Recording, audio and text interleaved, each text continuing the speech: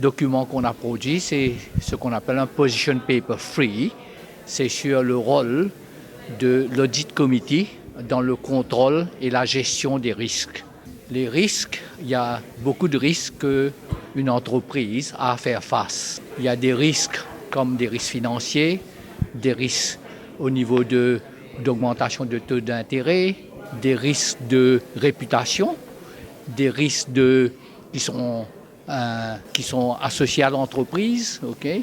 Mais il y a aussi des risques extérieurs, tels que les cyclones, les tremblements de terre, que bien sûr ici à Maurice on n'a pas, mais il y a aussi les inondations et tout, ou des dégâts qui peuvent être causés par la pluie, et les intempéries.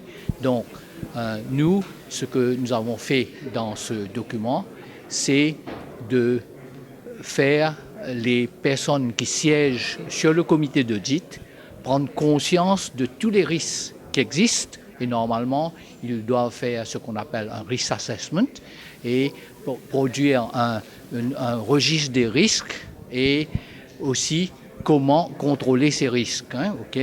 Et les risques sont normalement catégorisés en des risques qui sont low risk, medium risk et high risk.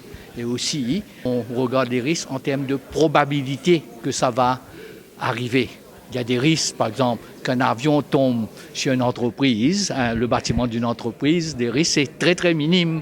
Donc, mais normalement, c'est couvert par l'assurance. Donc, voilà un petit peu ce que nous, notre travail, c'est de conscientiser tous les personnes qui siègent sur l'audit committee, aussi bien que, bien sûr, les directeurs des entreprises, le management, sur les risques qui existent et comment les contrôler. Au fait, dans plus de 30 pays du monde, KPMG s'associe avec le Institute of Directors local pour former justement le Audit Committee Forum qui s'avère être un forum où les Audit Committee members se rencontrent, discutent et partagent les best practices. Donc à l'île Maurice, on a commencé ce travail il y a 2 ans de cela et déjà on est arrivé au 3e document qui est le Control and Management of Risk. Essentiellement, ça commence par donner un aperçu des différents risques qu'une entité doit faire face, comment les gérer,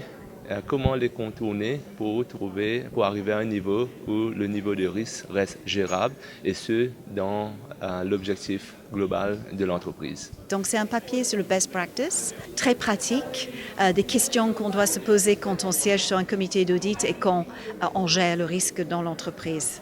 Alors le premier papier, en fait, s'agissait du rôle tout court de l'audit, le comité d'audit. Qu'est-ce qu'ils sont censés faire? Quel est leur rôle? Le deuxième papier, c'est maintenant comment mettre en pratique ce rôle de l'audit committee, surtout l'interaction entre le comité d'audit et l'auditeur externe et l'auditeur interne. Et ce troisième papier se focalise uniquement sur la gestion du risque dans l'entreprise quand c'est le comité d'audit qui s'en occupe.